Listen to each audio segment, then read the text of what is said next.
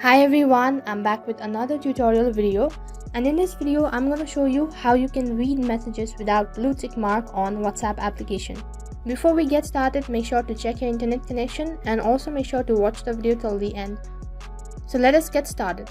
Firstly, open up your WhatsApp application. As you open up the application, the interface kind of look like this.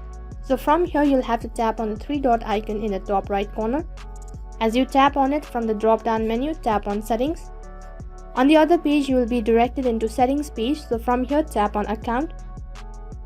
On the other page you have multiple options, so from here tap on privacy right on top. As you tap on privacy on the other page, you have a multiple option.